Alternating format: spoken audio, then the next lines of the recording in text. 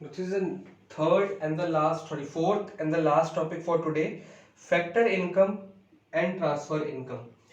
Factor income और transfer income क्या होती है मैं समझा भी दूंगा क्या होती है और उनका डिफरेंस भी साथ में करवा दूंगा।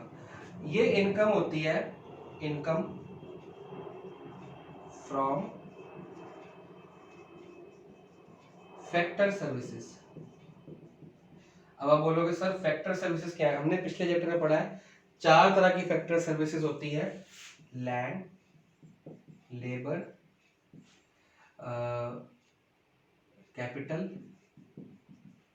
And enterprise.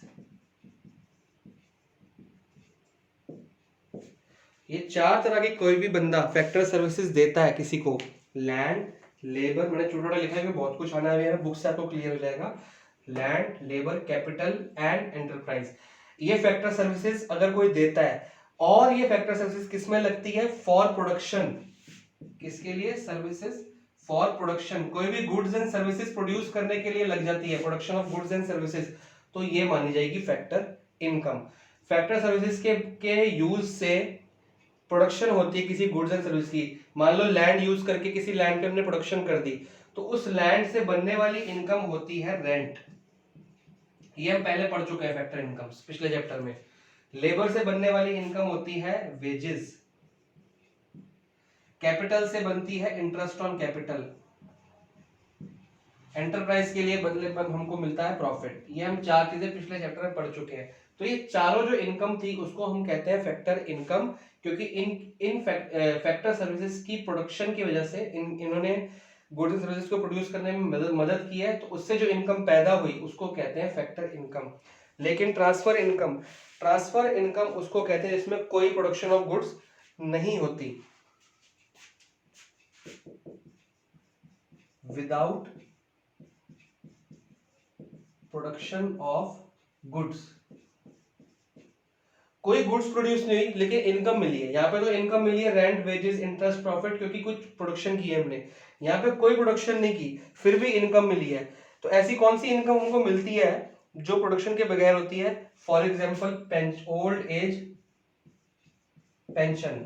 अगर किसी बुजुर्गों को पेंशन मिलती है, उनके खाते में पेंशन गवर्नमेंट डालती है, उन्होंने कोई प्रोडक्शन की, कोई गुड्स बना, कुछ भी नहीं बना, कोई सर्विसेज दी अपनी, कुछ भी नहीं दी, कोई लैंड दिया, लेबर दिया, कैपिटल दिया, एंटरप्राइज दिया, नहीं दिया, घर बैठे बैठे पेंशन आ गई। ओल्ड एज पेंशन है, गवर्नमेंट फैसिलिटी देती है, उनको पैसे देती है हर मंथ, तो विदाउट एनी प्रोडक्शन। इसी तरह से कोई एग्जाम्पल और ले लेते हैं, आपको और क्लियर हो जाएगा। स्कॉलरशिप, स्कॉलरशिप मिलती है, स्कॉलरशिप मिलती है उन बच्चों को जिनके मार्क्स बहुत अच्छे आते हैं, तो गवर्नमेंट उनको फ्री स्टडी के लिए आउट ऑफ इंडिया भेज सकती है, या हायर स्टडीज के लिए गवर्नमेंट उनकी फीस दे देती है। उनकी फीस या तो कम हो जाती है या माफ हो जाती है। तो उनको, उन्होंने कोई सर्विसेज दी, कोई गुड्स बनाए, कुछ भी नहीं बनाया, सिर्फ पढ़ाई अच्छी की, मार्क्स अच्छे आए, तो उनको गवर्नमेंट ने एक फैसिलिटी दी, उनसे बदले में गुड्स या सर्विसेज गवर्नमेंट ने नहीं ली। स्कॉलरशिप हो गया। उसके बाद पॉकेट मनी, आप लोगों को आपके पेरेंट्स से पॉकेट मनी मिलती है, उसके बदले में आपको उनको उसको बना के देना पड़ता है फैक्ट्री में, नहीं। कोई रेंट, वेजेस, इंटरेस्ट, प्रॉफिट का काम बीच में आता है, कोई लैंड, लेबर, कैपिटल, एंटरप्राइज बीच में आती है, नहीं। हम सिर्फ एक पैसा मिलता है। तो ये वो वाली इनकम है जो हमको मिलती है या हम देते हैं without production of goods and services. कोई production of goods and services नहीं होती। बच्चों ये आपने नोट नहीं करना, ये सब कुछ बुक में दिया हुआ है, ये मैं बहुत शॉर्ट शॉर्ट में लिख रहा हूँ, इसको नोट्स मत बना लेना क्योंकि बहुत शॉर्ट शॉर्ट में लिखे हैं, ये आपको मार्क्स नहीं दिलवा पाएंगे, बहुत बेकार से और बिल्कुल समझाने के लिए है ये। अगर ये कॉपी में लिख दिया आपने एग्जामिनर तो फेल ही कर देगा आपको, सिर्फ समझाने के लिए है। इनकम फ्रॉम फैक्टर सर्विसेज, जिससे प्रोडक्शन, जो सर्विसेज से या गुड्स एंड सर्विसेज बनती हैं वो इनकम फैक्टर इनकम मानी जाएगी। जिसमें कोई प्रोडक्शन ऑफ गुड्स इन्वॉल्व नहीं है वो ट्रांसफर इनकम मानी जाएगी। इसी तरह से ये जो इनकम है, अब नेक्स्ट चैप्टर में हमने नेशनल इनकम निकालना सीखना है, क्योंकि ये जो टॉपिक चल रहा है मैक्रो इकोनॉमिक्स का, नेशनल इनकम निकालने के लिए है। ये नेशनल इनकम में इंक्लूड की जाती है, नेशनल इनकम में इंक्लूड करते हैं।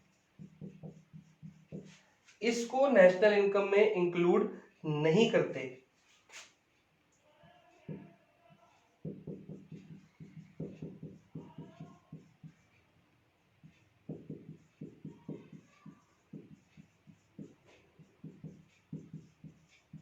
नेशनल इनकम जब हम हिसाब लगाते हैं पूरे ईयर के बाद या क्वार्टरली, नेशनल इनकम वैसे ईयरली के बाद ही लगती है। तो एक साल बाद गवर्नमेंट पूरे देश की इनकम का हिसाब लगाती है, जीडीपी जीएनपी करके, उसमें इसको लिया जाता है सारी इनकम को, क्योंकि इसके बदले में गुड्स प्रोड्यूस हुए हैं, इनको कंसिडर नहीं किया जाता।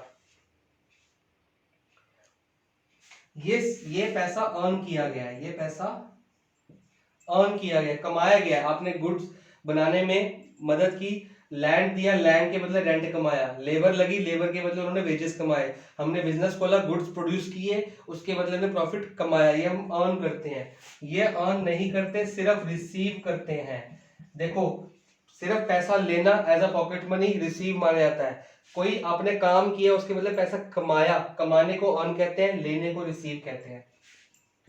ठीक है जी। उसके बाद चौथा आपका काम है, वो सब कुछ इसमें आ ही गया, ठीक है, मैंने ऊपर ही करा दिया। तो मैं इसका डिफरेंस एंड वो नोट्स आपको मार्क करके भेज देता हूँ। आज के टॉपिक थोड़े ज्यादा थे क्योंकि चैप्टर बड़ा है, थोड़े से कंफ्यूजिंग भी हैं।